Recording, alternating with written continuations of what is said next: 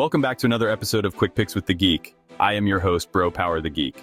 All right, folks, grab your popcorn and hide your ankles, because we got Chase the Dream Hooper stepping into the cage, and this guy treats kneecaps like an expired coupon, bend it until it's useless. Across from him is Alexander the Great Ape Hernandez, who fights like someone just unplugged his Xbox mid-game.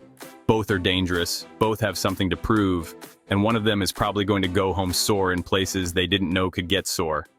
Let's talk. Chase the Dream Hooper, coming in at minus 290 with a record of 16-3. Hooper's ground game is like quicksand. Once you're in, you're not getting out without a limp and an excuse for your boss on Monday. He's got 8 submission wins. That's 50% of his victories, and they come in all flavors. Calf slicer, RNC, armbar, like a jiu-jitsu Baskin-Robbins. His ground and pound isn't bad either. Once he gets top control, he's like a teenager with free Wi-Fi, relentless and not letting go. Now, Chase used to be that grappler with pillow fists, but lately his striking's been looking sharper.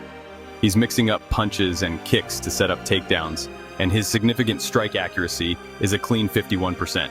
He even landed the 4th most total strikes in UFC lightweight history in a single fight, which basically means he throws volume like he's being paid per punch. SLPM, 4.53. The kid stays busy. Weaknesses? His striking defense is 38%, so he's basically eating shots like they're free samples at Costco. Wrestling's also not elite. He sometimes pulls guard because shooting for doubles isn't his thing. Takedown accuracy, 34%. Takedown defense, 55%. And while his technique is improving, the power still isn't scary. But with a 5-fight win streak and 2 Performance of the Night bonuses, momentum's on his side.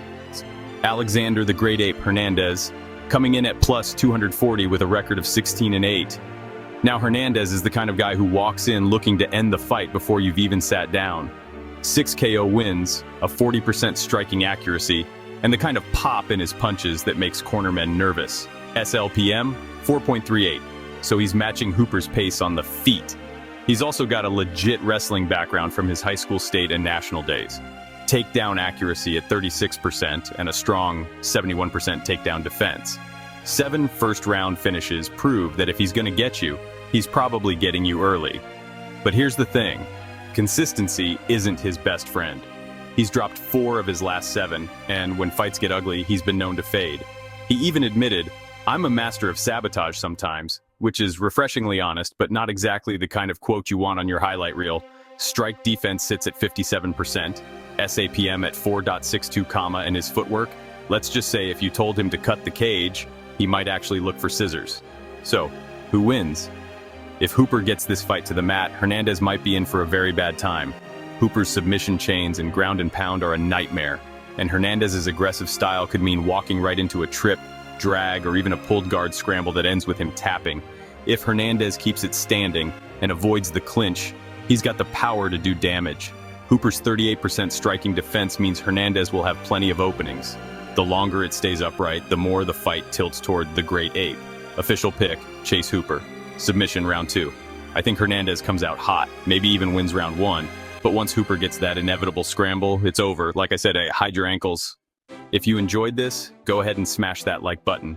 If you haven't subscribed yet, what are you waiting for?